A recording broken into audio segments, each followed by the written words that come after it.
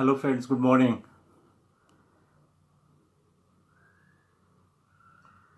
Again today you are wondering that what I'm going to speak today. Today I'm going to talk on a very different subject. That is my passion, my life, my bread and butter. So you must be wondering what is this? And I have got so many requests from my friends wherever I go. People ask me what you do. So it is very difficult for me to explain what I do. Basically, I don't do anything. So there is nothing to say that what I do. Then the next question comes, how do you lead your life? How do you manage your family? And how you are surviving? Yes, it's $1 million question. And what is your background? So it's very suffocating for me to justify my existence. So I try to explain what I do and what is my qualification and what is my domain area.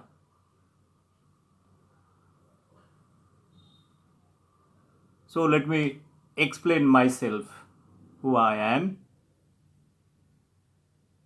My name is Shamal Baron Paul.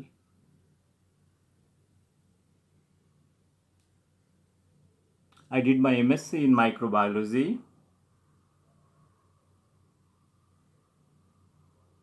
I did my PhD in microbiology, basically on soil microbiology. I did my MBA in marketing and foreign trade. So those qualifications are very relevant. You learn something because you love to learn, or you want to learn for the sake of learning. So this is a never ending story for learning something. Beyond that, I have studied mathematical modeling, simulation. I have written paper on mathematical modeling in symbiotic system, how in nature host and fungus they survive mutually, and I have tried to draw a kind of a bioequilibrium concept out of it, whatever biochemical biomass mass sharing. So in nature there are many things that is exist. I always believe that nature is the biggest teacher, that you can learn many things from nature.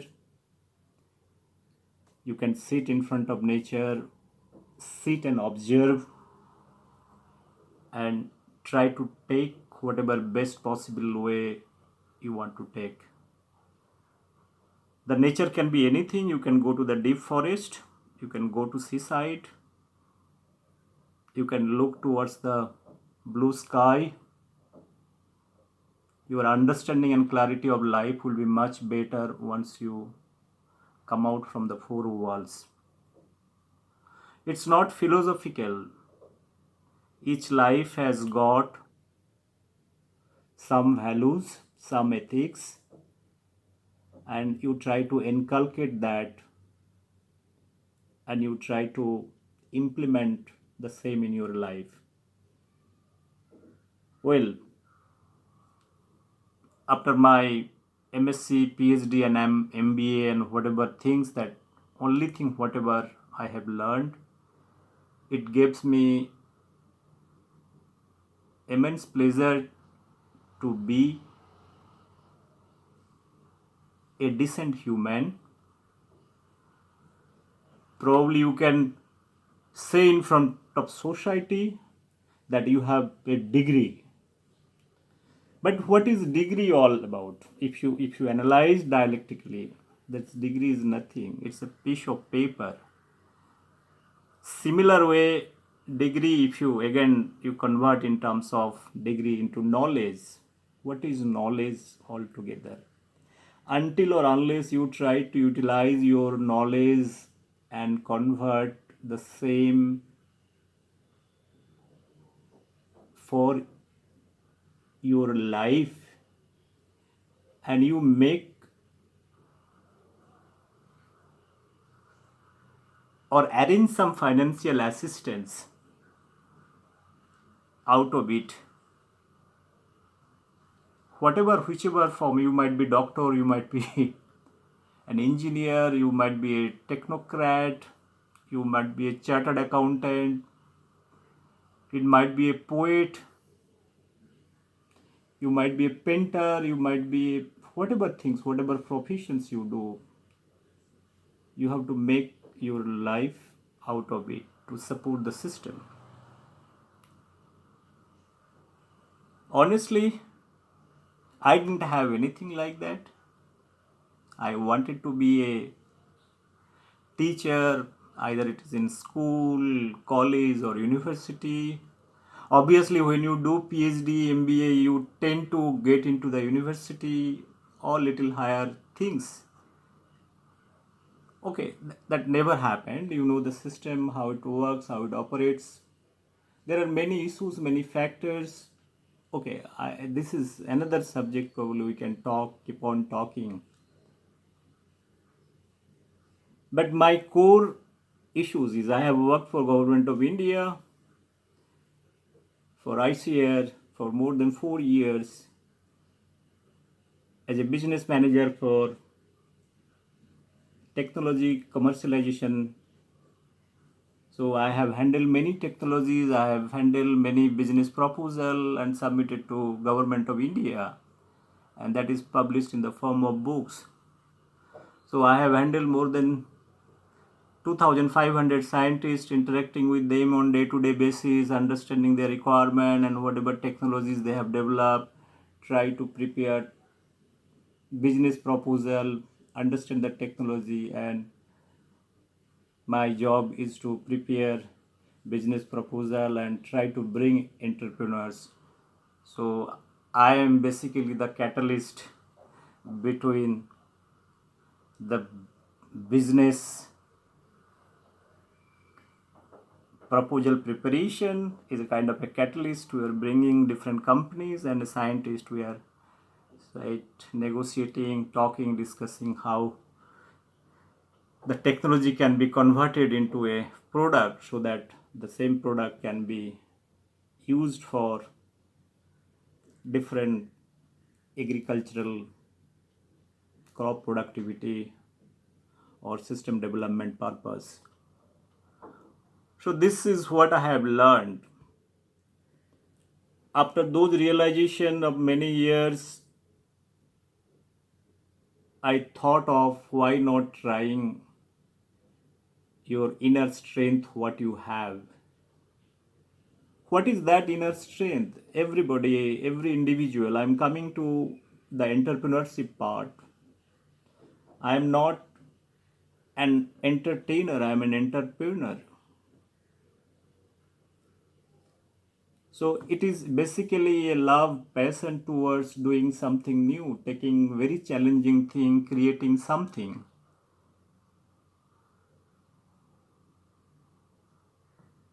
From my knowledge and understanding, I thought whatever is happening in this world, climate change, there are so many things happening due to climatic change, global warming, and other things. Way back in 2005, 6, 7, when I was struggling to have my things in place, struggling to earn money and all these things, I thought, let me dig out my own understanding on environment. So I have started to formulate something, and read something about simulation modeling. So on climate change studies, and I enter into the crop modeling part. Just out of interest, I have a lot of communication with various research institute who are working on climate change studies on simulation modeling, like Brookhaven National Laboratory in US, some research organization in UK, Australia, and many other countries. So I have developed close to 7 technologies from 2007 onwards. We have been working on various projects on simulation modeling, and we have tried to standardize those models which is suitable for India.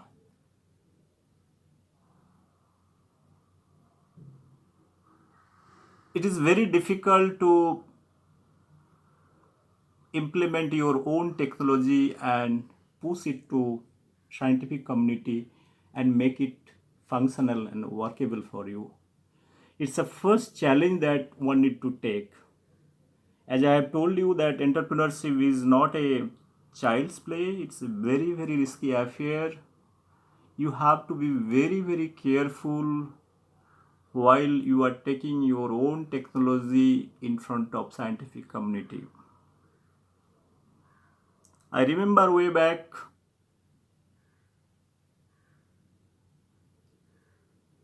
in 2008 or 9 when I have started to do something, the first project, I was struggling. Then in meantime, we have formed the company, taking some of my friends together. So that formation is done. You have to have a company in place, you have to have a technology in place, and you have to have a customer in place. We have started to put forward the first technology at IRI, Indian Agriculture Research Institute, way back in 2007 and 8. All the way, I went to UK, University of Sussex. I had interaction with some Indian scientists who are working for IRI. The first project we did it for IRI. After that, we have struggled to develop few more projects. It took little time. Then gradually got the second project, third project, fourth project. Then we went to CSIR. So till date we have executed close to 60 projects on our various technologies. The real advantage of those technologies are that this is number one, our indigenous technologies, it's our in-house technology, what do you say it. We give complete service support, and it is low cost in terms of the foreign companies used to give. It is like, say, if somebody is selling a technology for, let's say, 90,000 US dollar, the same technology we give it for 40,000 US dollar, maybe 30,000 US dollar. Sometimes technology, if it is number is more, even it is 1/5 of their price. Indirectly, we have lowered the technology cost and also given the service support. That way, if you see, we have saved a lot of foreign currency. So also indigenously we are enriched and we are very approachable and reachable in front of customer. So let me come back to you. If you have a passion to do something very innovative thing, you really want to formulate your technology, write up is very required. You should have a presentation skill in front of audience, scientific community to convince that is going to work, developing a prototype, demonstrating it, and make it functional so that all are convinced. Because convincing scientific community is a real challenge. We were here, once you play with science, your scientific understanding, theoretical understanding, and converting and giving safe in a simulation prototype and make it functional again, it's a very, very challenging job. To do that, you need to have a support system. And what is that support system? The support system is, you have to have a set of technocrat. You need to have the procurement of material. First, you need to have also designing of the system based on the requirement. Then you need to develop this system in much more effective way and make it functional for them. And those kind of projects are not to be used for 1 hour or 2 hours like that. It is a continuous system that is to be operated in open atmosphere.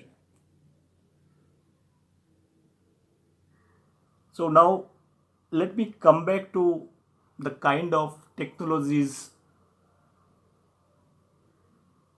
we do. I have a small presentation uh, for the viewers.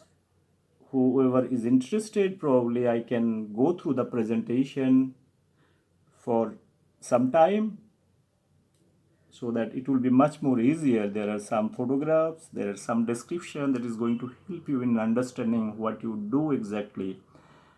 Because I don't believe in speaking for a long time. It's speaking and speaking is, it's an endless story. You can keep on speaking because these subjects are very big and vast, and there are a lot of understanding. Because who understand the simulation, mathematical modeling kind of job, it requires your theoretical understanding and giving a safe kind of a simulation model. And our system is much more complicated because it's a functional simulation model. You try to take a lot of variable factors. Those factors is going to help you for monitoring, controlling of the system what you develop. So it is a much more complex subject, and you need to develop it, software, then communication, make it data bank. Like, what is more important, whatever scientific research one is doing, the important part is the data. As I have told you, global warming is a very big subject. The impact of global warming for mitigation of food crisis, that is one of the area that we are covering.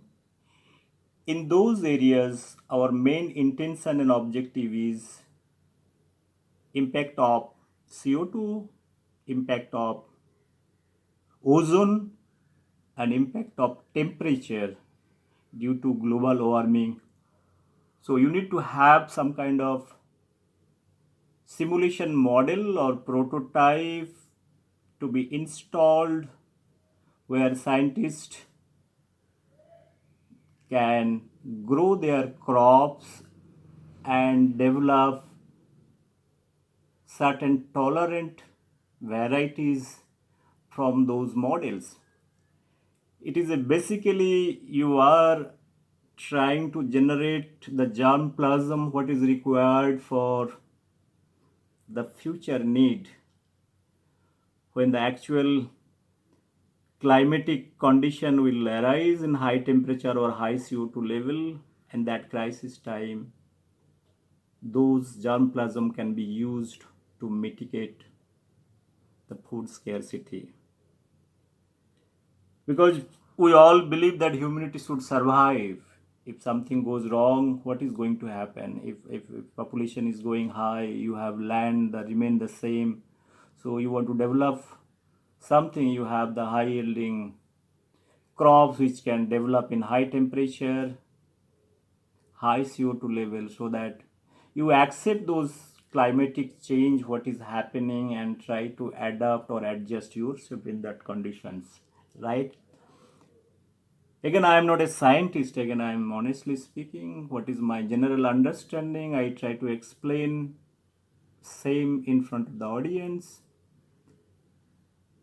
I visit quite often to various institutes, starting from different IITs, different ICR Institute, DST, CSR Institute, different universities, either it is Central University or State University, Agriculture University, small research laboratory. I go to present my paper to international conferences, national conferences, so that we try to explain that what we do, where we are standing, and what kind of service we are providing to our customer. So we publish also a lot of literature, presentations, articles, and some kind of sense of things what is going on across the globe.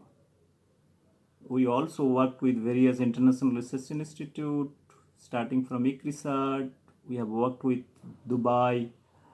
Those are very prestigious research institute. Like you name anything, like NBRI is a CSR Research Institute, ISBT, IRI, Dr. M.S. Swaminathan Research Foundation, University of Dubai.